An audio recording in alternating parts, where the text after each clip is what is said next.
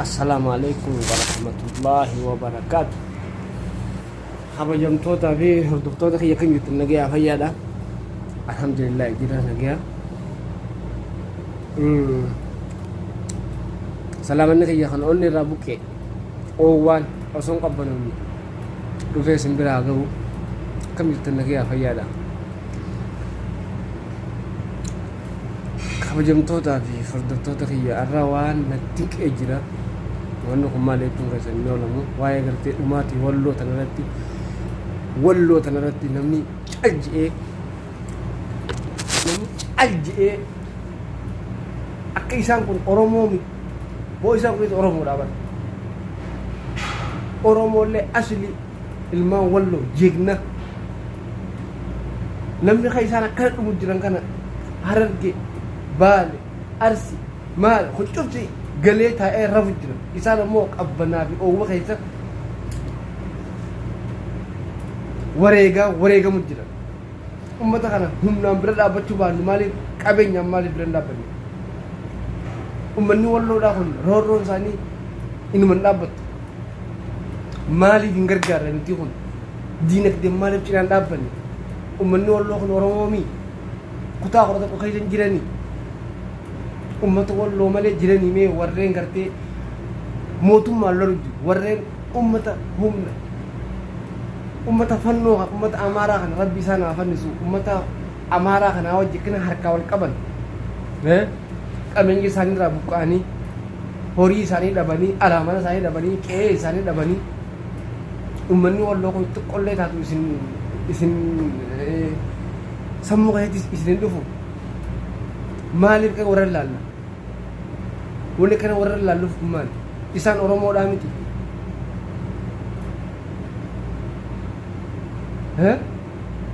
Nuti Oromoodha jenneeti wajjin jiraachaa rakkoo fi bal'oo hunda wajjin dabarsite jennee teenyee jira. Humnaan bira dhaabbachuu baannu qabeenya yoo bira dhaabbanne hoo isaanuu humnaan nu gargaaraa hin jenne qabeenyaan nu cinaa dhaabbadhaa jenna. Isin maal cinaa qabeenya kana cinaa dhaabbachuu dhabdan? Ummanni walloo kun Oromoo miti. Maaliif gargaarsa? Maaliif sagalee walloo tana miidiyaan kaan wal jalaa fuudhaa dabarsaa jira? Ummata walloo kanatti maaliif dabarsuu dhabe? Maaliif cinaa dhaabbachuu dhabdan? Oromoon akkaan walirraa qabdi. Maali rakkinni dilli kun? Isaanis Oromoodhaa bara. Oromoo wallaahi al-aziim anniin arge nama akka wallootti garaa jegnummaa garaa onnee namni akka walloo qabu aslan ni hin jiru. Walloo salaamtaa nu teessan wallaahi billaahi inkaa salaamtaa aboo walloo jechuun walloo aboo ummata kiyya ummata walloo I love you wallahi isinin jala walloo jechuun lolli isaanii durirraa eegalee ilaan qaasitti dhaabbachaa jiru. Ummanni ittiin seenee haftatatatatatat jaanne achiin baanu walii kaasanii kutan. Mee ummata walloo kana laala. Silaa Oromoon dhuftee akkuma walloo kana taate. Silaa Oromoon kutaa 11 guutuun akka walloo kana taate wallahi silaa qaata bilisummaa. Akkanatti gaa bilisummaan teenya aslan hin jirtu. Wantummaan bilisummaa jaanii hin jirtu. Shurkaa bilisummaa illee nagarta. Akka haanasii dhumaa haanasii gartee haanasii dhumaa haanasii raahaa haanasii dhumaa haanasii bobbaatee nagayaan galu boo manni walloo bar nagayaan bobbaanii galutti jiranii bar ummanni walloo jechuun nagee asii bobbahanii galaa jiranii bar asitti warra isaanii ummata isaanii kan dhawame kan asii ukatti shakkamachaa ukaa haajechaati asirraa haakima geeffachuu illee dandeenii bar ummanni walloo kun maali? Oromoo miti. Walloon tun Oromoo miti. Maali warra lallaan? Nuti tokko jechaan jirru. Natti hin dawwalin haa wasinis. Oromoon tun maali? Yoo walloo tanaaf dirmachuu baatte gaafachirraa namni dhume isin bas faayidaan teessan namni du'ee poosti jawwaala irratti post barabalu isin jabaan keessan gaafa namni du'e qofa jabaan keessan gaafa namni bu'e profaayila godhachuu guyya lamaa sadii jettanii iyyuu tanuma Oromoon rabbii isin haafitu abuuku maali Oromoon walii dirmachuu hin beekne Oromoo walii ijjachuu hin beekne maal jechuu mee akkana jechuun tun akkam jechuun wallaahi maal jechuun akkana jechuun Oromoon tun yoo waliin dirmanne yoo waliin tokko hin taane ummanni walloo kun akkamitti kanatti isinii mul'achuu dhabe miidiyaaleen gurguddaan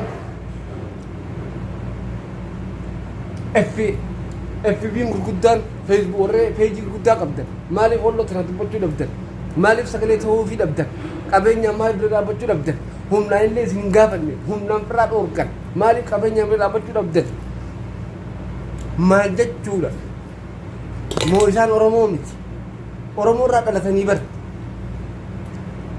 Oromoo irraa dhalatanii bar walloon tun walloo jechuun jagna namaati jayna namaa nama garaa qabu nama onnee qabu jechuudha gabaabdumatti walloo wallaahi wabillahi kariim isin ummata walloo jabaadha fayyaa guutuu rabbi isin haa ahlee fi nama keessanillee karraa dhumillee rabbi warra jannataa rabbi haa godhu rabbi isin haa jajjabeetu rabbi isin bira haa jiraatu kanneen ummata diqaalaa ummata gaafa namni du'e qofa piroofaayilii irratti piroofaayilii maaliif piroofaayilii yoo namni sagalee walii ta'uu dadhabe qabeenyaan bira dhaabbachuu dadhabu sagalee maaliif walii ta'uu dhabe namni kun isaan kun Oromoodhaa miti ummata walloo kana maaliif cajjan maaliif cajjan walina dhibbu barru wanni nama dhibaa tanuma gartee miti namni humnaan yoo cinaa dhaabbachuu dadhabde kanaan bira dhaabbatta habiibi arra Amaara ilaalame Tigraay ilaalame Tigraay ilaala woboon biyya qabattus hin jirtu abaddan woboon biyya qabattu gubaa gataa hin jirtu woboo tana ta dachiirraa hamaan tana balleessite naala abuu tana woboo naala abuuku waan fiddusan fidi amma kuno akkana si buqqaaf namaas laal akkatti jaalattee osoo hin ta'in qasbatte akkatti tana wanni ummata keenyallee samii dachii jala qabu warree fi wal nyaatu warree fi wal saamu hattuudha hogganaansi hattu warri si jala deemulleen hattu xuuskee naa asirratti kaa ilaalu woomati na fiddusan qofa naa al abuuku wallahi billahi naa al abuuku hattuu dhiiga namaa dhuddusaa 24 hay ummata woboo woboo anaas asirratti wobootamtu jira woboon eessa jirti woboon jiraattu maaliif ummata walloo kana maa dirma jira isin qabatte gaaruma keessa yaate xuus keessa laal xuus namni riyaara takka isinii buusu hin jiru namni qarshii takka isinii buusu hin jiru asirratti teessan asirra xuus wa xuus wooma isii fiddan san lalaawme abaawo ennaan tana hattuu abaawoon eessa jirti abaawoon dur kutte abaawoon jaarraa abbaa gadaa nadhii gammadaa warra barati warra nadhii gammadaa awwaalee bara warra nadhii gammadaa awwaalee nam beekamoo hunda dheengaddaa kana mucaa jaalladhii kam gootan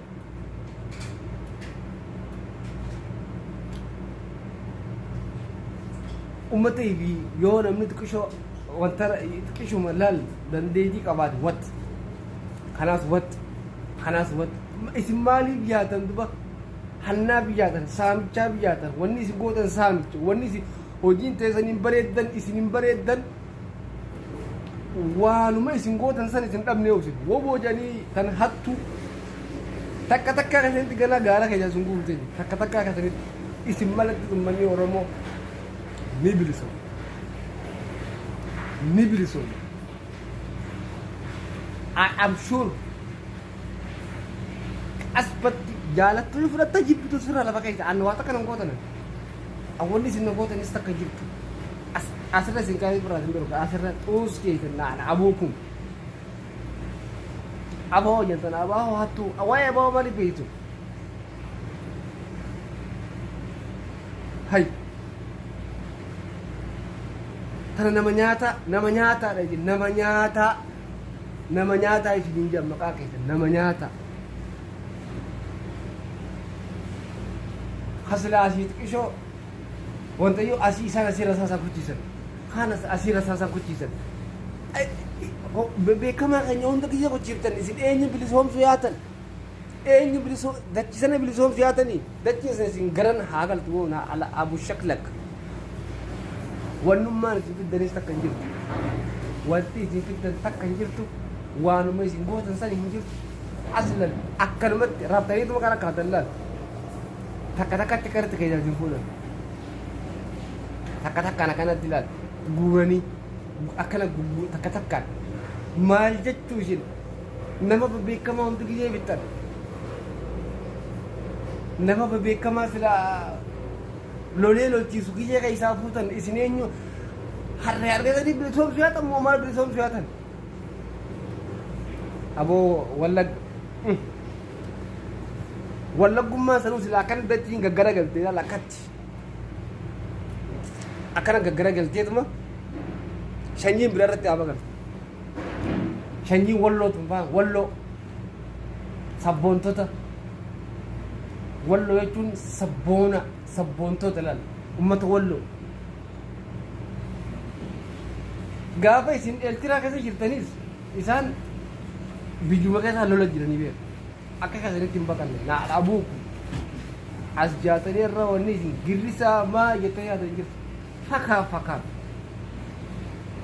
woboo jettanii woboo hattuu tana abaawwan eessa jirti moo abaawwan dur kutte suufa kan amma isin echaan baqeessa aara isin na aarsitan woboo jettanii wabbob isin haa godhu rabbii aboo ummata walloo kana walloo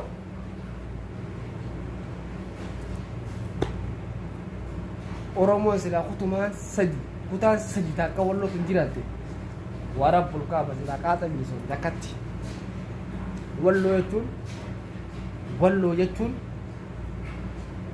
beekam ummata Oromoo keessaa beekamaan isaan namni mee onnee akka walloo sana takkaan keessan as baasaa kijibduu hunda mee ijjiba finkitti diina dura warri dhaabbatu walloo malee as kan naame isin halkan keessa yaatanii nama takka tokko keessaa guguuru takka dhoytan naala abuukum wobo tuus keedhaan ana asirra isin kaa'e wanna fiddanis takka hin jirtu hattuu shamtuu hunda ummata diqaalaa wal geesse diqaalaa afaan Oromoo barteetu wallagga wali qabate diqaalaa afaan Oromoo bartee wallagga wali qabate na ala abuukum na abu shaklakum wanni si fiddan takka hin jirtu wallooti yemmoo salaatanii atanii wallooti